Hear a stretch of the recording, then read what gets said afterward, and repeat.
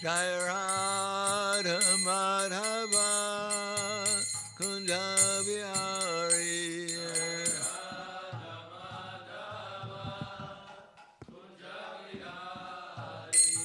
Jai Radha Madhava Kunja Bihari.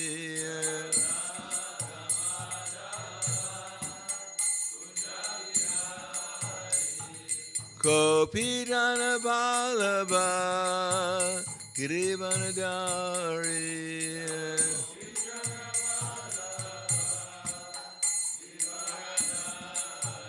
Gopi Jana Vallabha Girivanadari.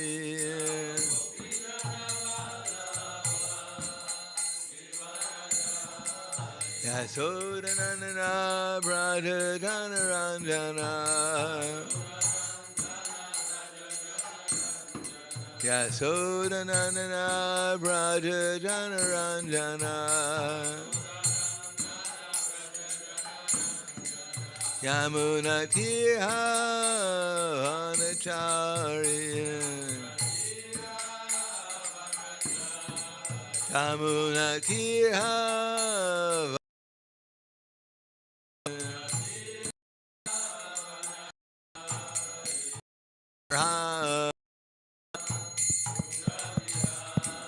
Jai Radha Madhava Kunja Bihari.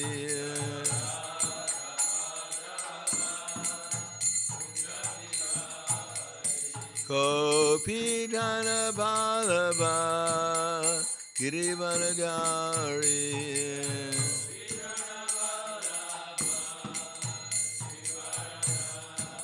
Gopi Jana Vallabha Girivanadari.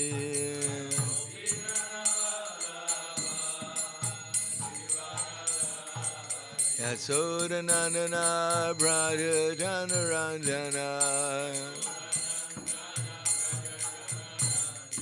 Yasodanandana Braja Janaranjana. Yamuna Tira Vanachari. Yamuna Tira Vanachari. Jai Radha Madhava Kunja Bihari.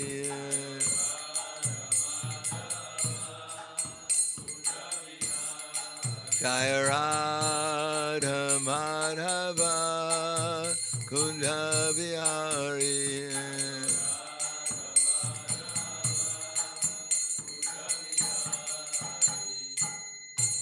Jayam Vishnupad Paramahansa Prabhakacharya Asadhara Sadushi Shiman.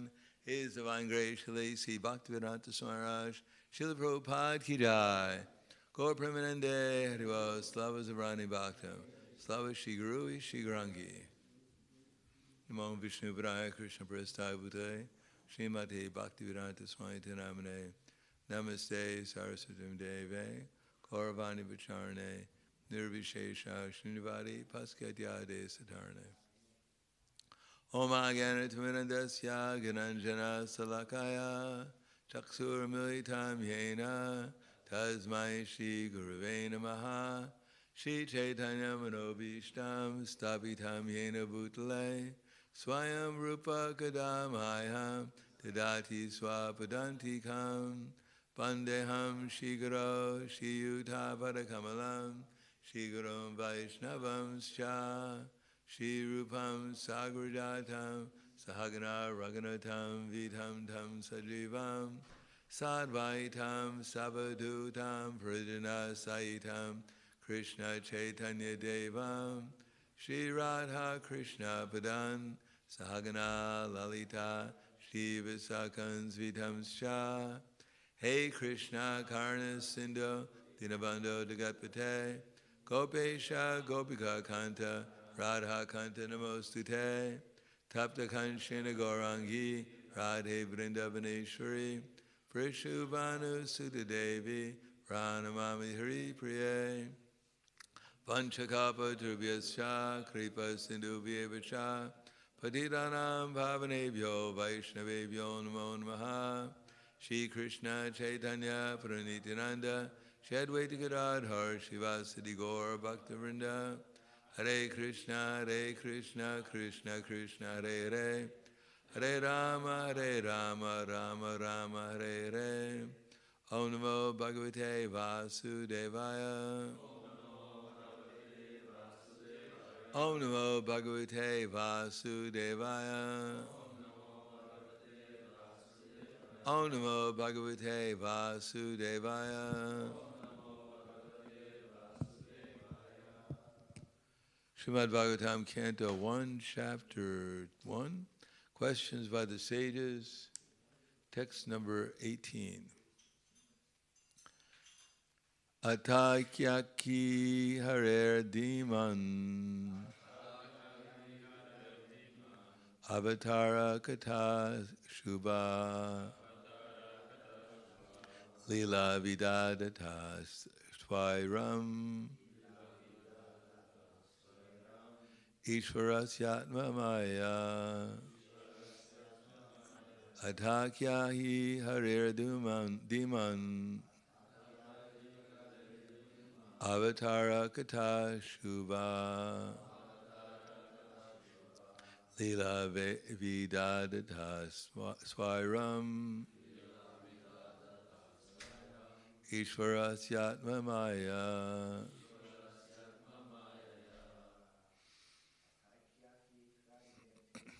Atakyaki Harira Duiman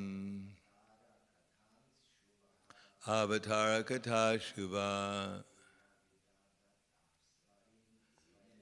Lila Vairadata Swairam Ishvarasyatma Maya Ata, therefore, Akyahi, describe, Hare, of the Lord, Diman, O sagacious one, Avatara, incarnations, Kata, narratives, Shubha, auspicious, Lila, adventures, Vidataha, performed, Swairam, pastimes, Ishvarasya, of the Supreme Controller, Atma, personal, Maya, energies. Translation and purport by His Divine Grace, A.C. Bhaktivedanta Swami Srila Prabhupada. O wise Sutta, please narrate to us the transcendental pastimes of the Supreme God's multi-incarnations. Such auspicious adventures and pastimes of the Lord, the Supreme Controller, are performed by His internal powers. Purport: for the creation, maintenance, and destruction of the material world, the Supreme Personality of Godhead appears in many thousands of forms of incarnations, and the specific adventures found in those transcendental forms are all auspicious. Both those who are present during such activities and those who hear the transcendental narrations of such activities are benefited. Text 19. Vayam tu na vitriptat vitriptyama uttama shloka vikarine vikram uttama shloka vikrame yaschinvatam rasagyanam svadu pade. We never tire of hearing the transcendental pastimes of the personality of Godhead, who is glorified by hymns and powers. Those who have developed a taste for transcendental relationships with Him relish hearing of His pastimes at every moment. Purport: there is a great difference between mundane stories, fiction, or history, and the transcendental pastimes of the Lord. The histories of the whole universe contain references to the pastimes of the incarnations of the Lord.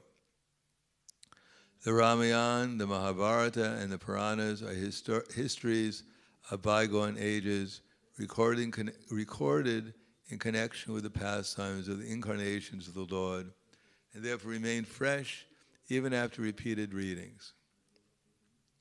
For example, anyone may read Bhagavad Gita or the Srimad Bhagavatam repeatedly throughout his whole life, yet find in them new light of information. Mundane news is static, whereas transcendental news is dynamic, inasmuch as the spirit is dynamic and matter is static. Those who have developed a taste for understanding the transcendental subject matter are never tired of hearing such narrations. One is quickly satiated by mundane activities, but no one is satiated by transcendental or devotional activities.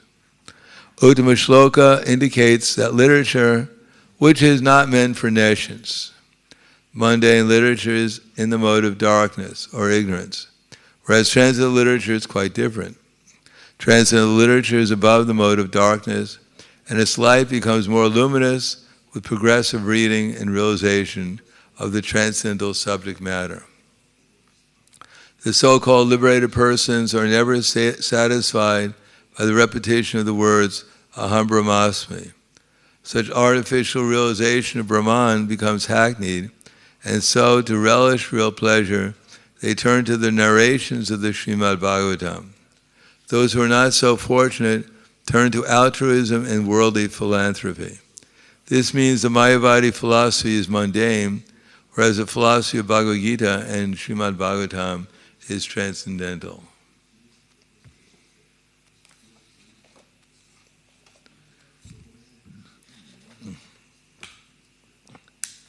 Namo Vishnu Padaya Krishna Prasthaya Buddhaya Srimate Bhaktivedanta Swami Namane Namaste Sarasatundeve Gauravani Prajarane Nirbhishesha Srinivadi Paskyadyade Siddharane.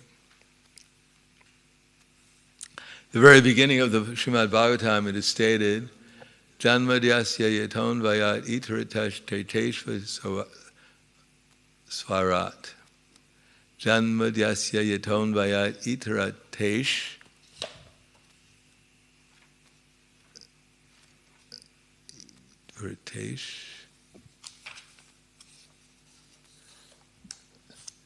abhigya swarat.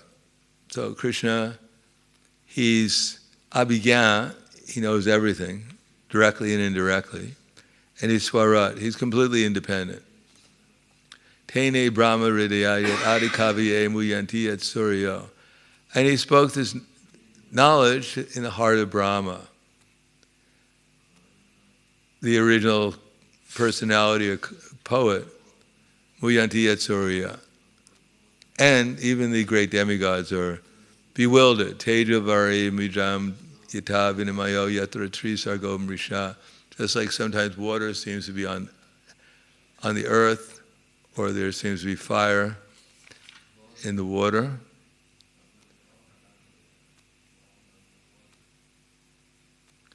Land on water, or water is seen in fire.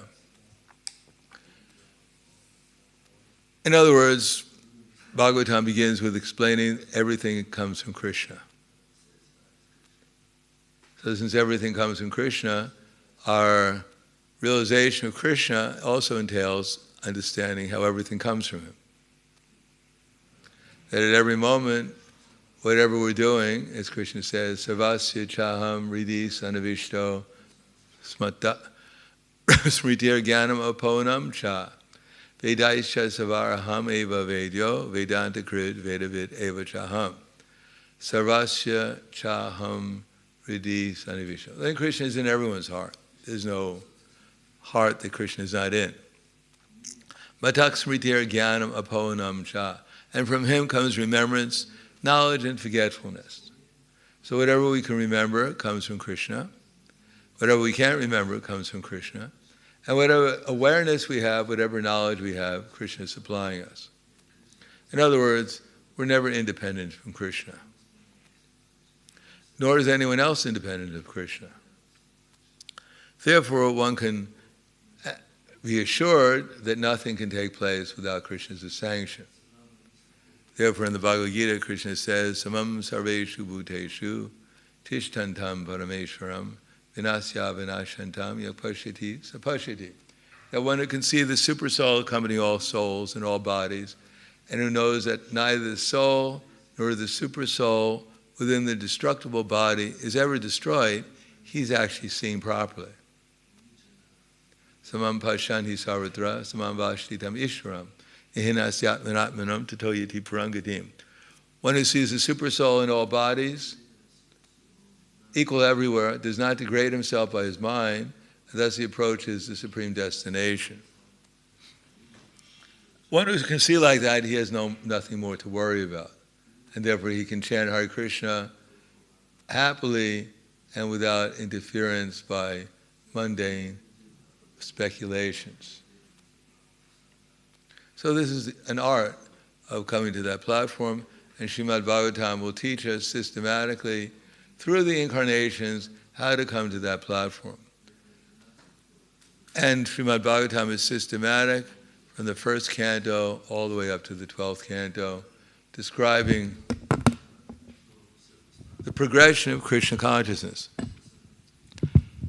Now when we get to the second canto, Prabhupada will make some remarks in his commentary repeatedly, that actually for the conditioned soul, it's more important to hear about Krishna's pastimes in the material energy than to hear about his pastimes in the internal energy.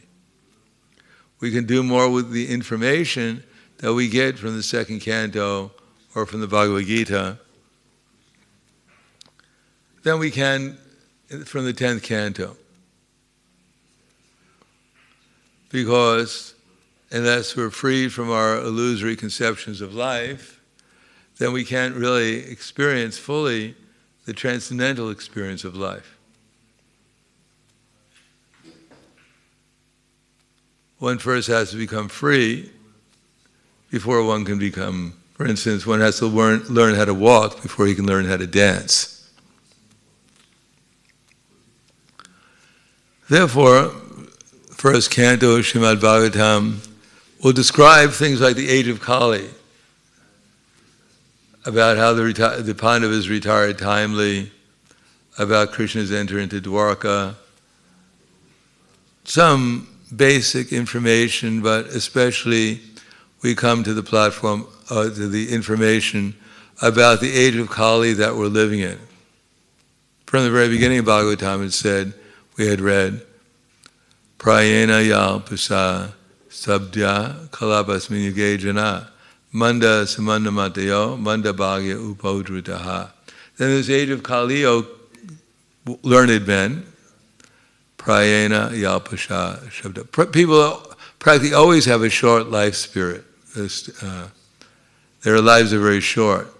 Prayena, almost always. Alpa, very little. Ayusha, lifespan. Prayena yalpasha sabdya kalavas minyugajana. O learned persons in this assembly, manda, and practically everyone is very slow. Slow to take the spiritual life. They're very quick for sense gratification, but if someone explains to them that we're spiritual beings and that life is meant for spiritual realization, they're very slow to take to that process of spiritual realization. They're always saying, tomorrow I'll do it. Mañana. Manda, sumanda. And even if they take to spiritual life, somehow or another, they're looking to be cheated. They want some easy path, some instant realization. They don't want to take to the austerity of controlling their mind, of learning the philosophy, of practicing regulated life. They want something quick and easy. And that's what they get. A quick but useless result. Matayo, mandavagya. And they're very unfortunate. Even they get the right person, right association, they get the right philosophy, but they're so unfortunate they can't accept it. They can't appreciate it. upadruta. And above everything, even they're always disturbed. Therefore, they can hardly hear anything. So unless we understand our precarious position in Kali Yuga, and we think, well, maybe by some miracle I'm going to become Krishna conscious. But the goddess of fortune will bless me with her magic wand, and somehow or another I'm going to make some advancement in Krishna consciousness. Rather than actually understanding how our reluctance to take the devotional service, are already being misguided since countless lifetimes. And even when we're in right association, we're so reluctant to actually hear the knowledge and take it seriously. And even when we try to take it seriously, our minds are so disturbed, we can only get a little tiny bit at a time. And if you don't believe me, just try to remember exactly what these two purports said.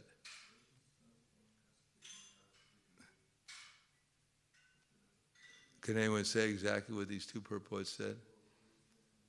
Can anyone remember the first word of the first verse I read? Or what was the first verse I read? What were they talking about in general? We'll get a little bit.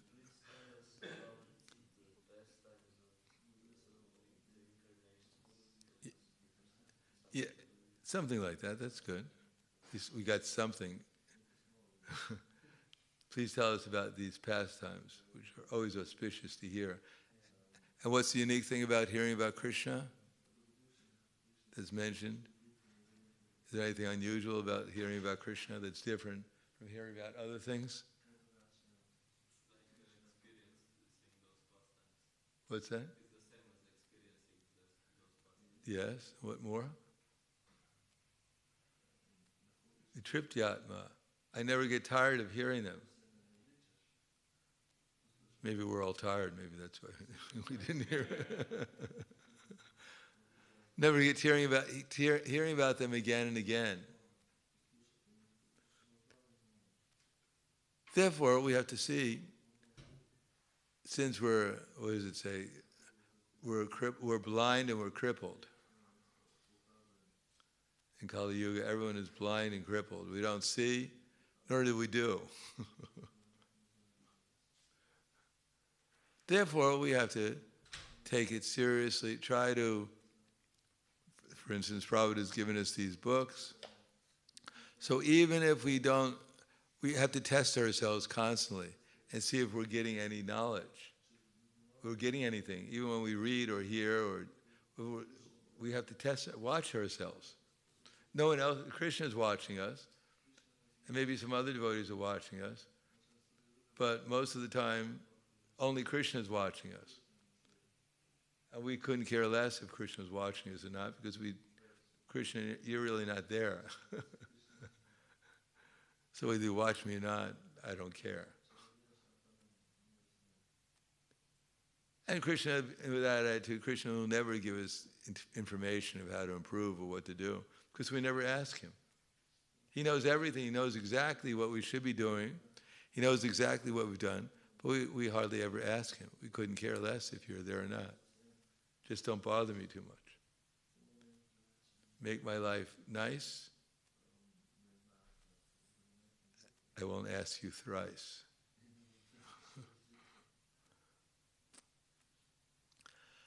No, we have to hear Bhagavatam, for instance, and then try to think, have I heard anything? And if I haven't heard anything, I should be a little disappointed with myself. What am I doing? Why don't I take it seriously and try to listen?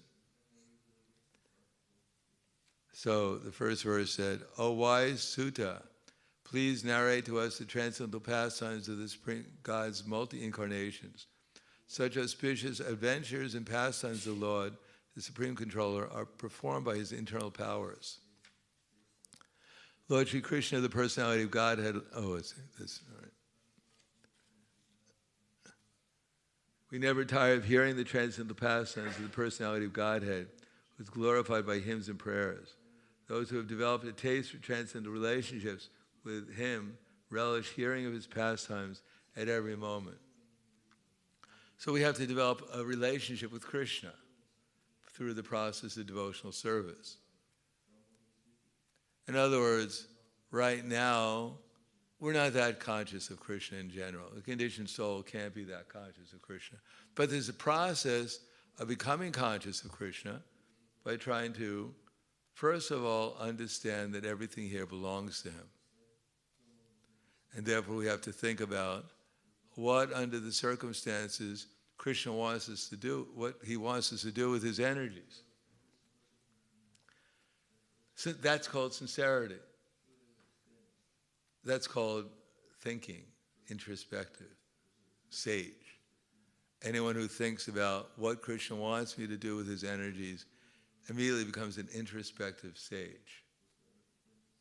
But first of all, we have to believe that everything belongs to Krishna, and that just like a person who is counting millions of dollars in a bank, he doesn't consider even one penny to belong to himself. So without that attitude, without that knowledge, and that at least theoretical appreciation that everything belongs to Krishna, then we won't ask, what does Krishna want me to do with his energy? And if we don't ask that, then we're assuming that it's ours. There's no need to ask the proprietor because it belongs to me.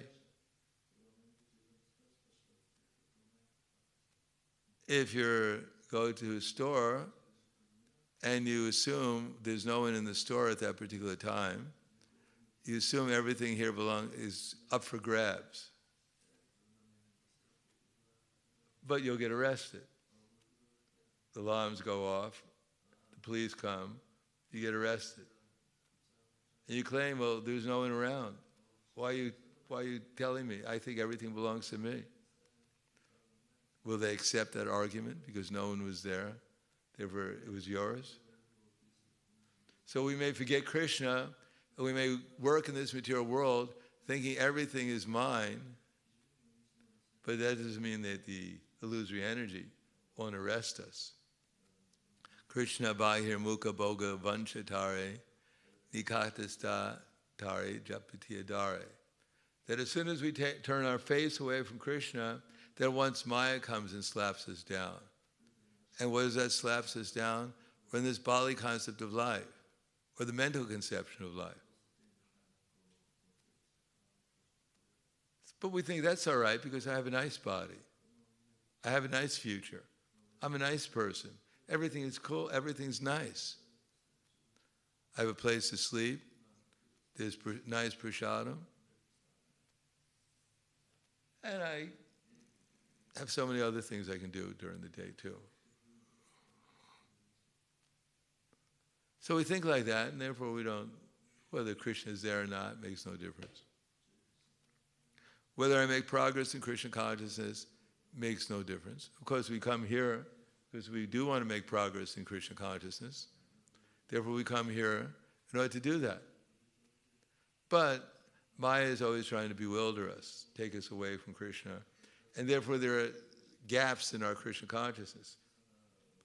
Sometimes we're very serious, that's called Gana Tarala, alternating thick and thin. Sometimes we're intensely engaged in devotional service, and we're in Vaikuntha, and the next moment we're slack, and Maya just drags us down, filling us with all kinds of thoughts and feelings and everything else that just drags our consciousness down.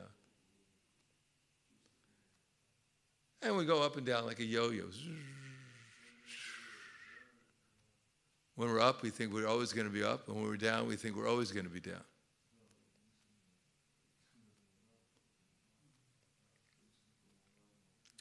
But if we take to the process more seriously and try to think during the day, what does Krishna want me to do? Because it's nice to write down at the beginning of the day what Krishna wants us to do, what we think Krishna wants us to do, because then we can check in and see if this is, what we're supposed to do next, rather than think every moment what Krishna wants me to do. We should get a clearer picture by writing down all the things I might want to do or I might have to do, and then prioritize what we're supposed to do. So that's more important than going and reading Krishna's pastimes, dancing with the gopis in the rasa dance. To do that, it's something within our power. Right now, of course, the kirtan is also the rasa dance. That's also within our power. But we won't even go to the kirtan, to the rasa dance, to the kirtan, unless we plan our lives a little bit, unless we prioritize. Go on the internet to Facebook or go to the kirtan. Facebook, that's really important.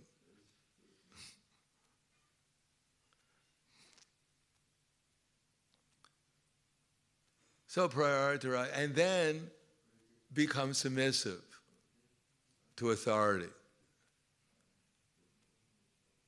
Our minds will always tell us, I don't like the authority. It never tells us, oh, my authority, I appreciate it so much. Only when the authority gives me what I want, then I appreciate it. Yeah, thank you very much. Keep on giving. You're a good authority. You do whatever I want. You give me whatever I want. You're a perfect authority. What? What are you saying? I can't do that. Who do you think you are anyhow? Why are you lording it over me? Who do you think you're the controller? So submissive to the authority who tells us sometimes what to do with our energies. That's the real test. Whether I'm going to surrender or not. Whether my false ego is guiding me or my transcendental intelligence is guiding me. And I'm seeing how others are also representatives of Krishna. As I might be an authority for some, so others above me are my authority too. Unless one has a clear authority, well, the more one has a clear authority, the more one is clearly surrendered to the authority, then the more one gets Krishna's mercy. We're not being trained up to become the authority in the spiritual world. It's not that we go there, we have our own band of gopis, and we don't listen to Krishna either. I have my band of gopis, they tell me they do whatever I want. And once in a while I go and serve Srimati Radharani. And besides that, Krishna is submissive to me. He surrendered to me. So he does whatever I want. So it's a perfect arrangement. Material world, I was no one listened to me. In the spiritual world, I'm God. I'm better than God. Even God has surrendered to me. That's not where we're being trained. No one in the spiritual world thinks they're God, including God. Everyone is a servant of the servant of the servant.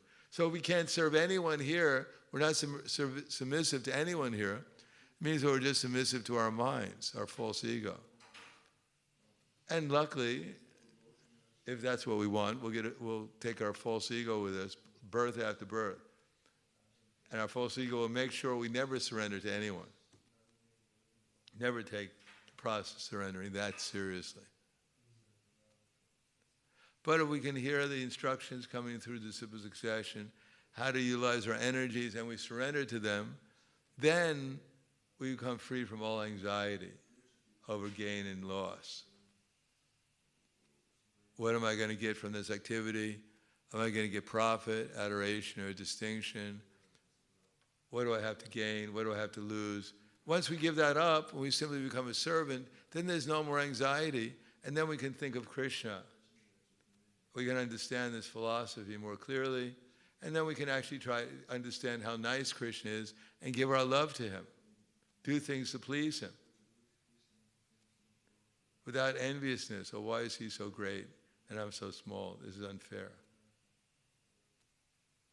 No, we'll actually appreciate Krishna is unlimitedly great, but he's unlimitedly nice too. Why should we try to compete with someone who's unlimitedly nice? We can just try to be a little nice. That's within our capacity. And we get much more in our relationship with Krishna than Krishna gets from us, because we get unlimitedly nice, and then Krishna just gets a little nice. But he appreciates that unlimitedly. So for Krishna, everything is unlimitedly nice. In other words, if we try to understand this philosophy from the very beginning, then we can live in this, even in this material world, happily. And if we don't, then we'll read so many things, we'll do so many things in devotional service, and we'll never really catch up this feeling that I'm actually advancing. It'll all become like, here and there, and I'm doing this, and what am I doing here? Where am I going? What am I doing here? We have to systematically study, we have to systematically work, and we have to systematically check ourselves if I'm actually doing the right thing at the right time, if I'm acting rightly towards others, if I'm actually thinking properly, and then fight. Then we have something to fight for actual Krishna consciousness, for actually controlling our mind and senses, for actually making advancement towards Krishna.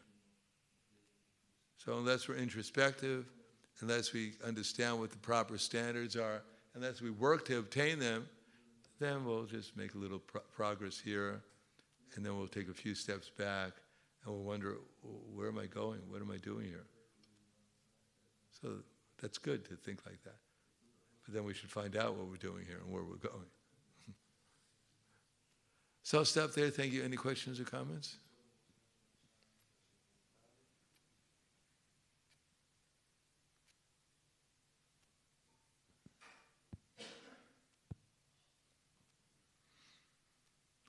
So we shouldn't be too sure that we're thoroughly convinced that Krishna is the Supreme Personality of Godhead, or that we're actually His eternal servants, and that whatever circumstances I'm under, whatever Krishna arranges for me, I'm going to serve Him with determination.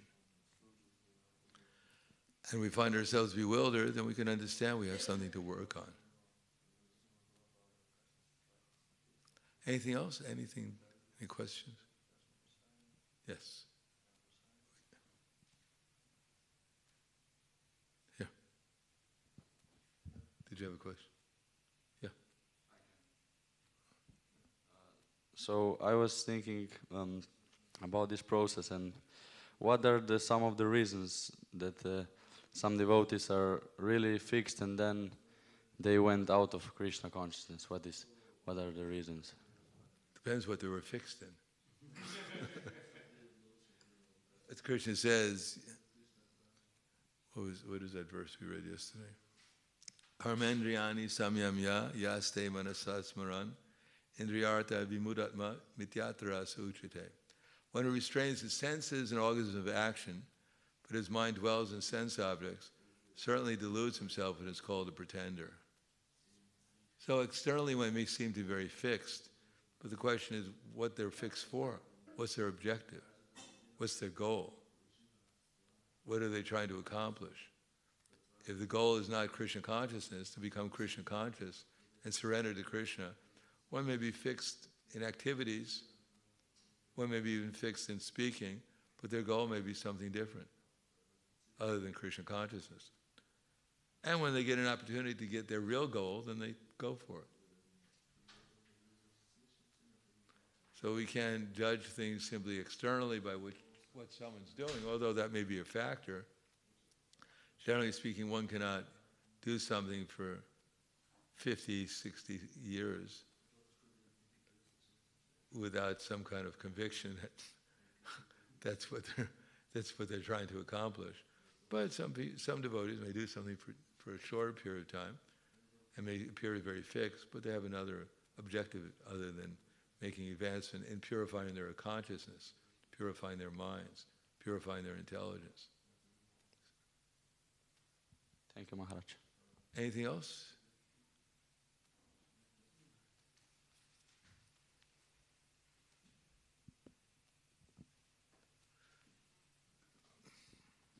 Yes, thank you for your lecture. I would like to ask, how does Krishna define consciousness, the term? Well, he says, Yata prakashiyat yekam kritsnam lokimam ravi kshetra kshetri tata kritsnam prakashiti bharata. That just like the sun lights up everything. Yata prakashiyat yekam kritsnam lokimam ravi. Just like the sun is in one place, but illuminates everything with its sunlight. So the sun is in one place and illuminates everything with its consciousness. So consciousness is what the soul is aware of. It's his energy that allows him to become aware of things.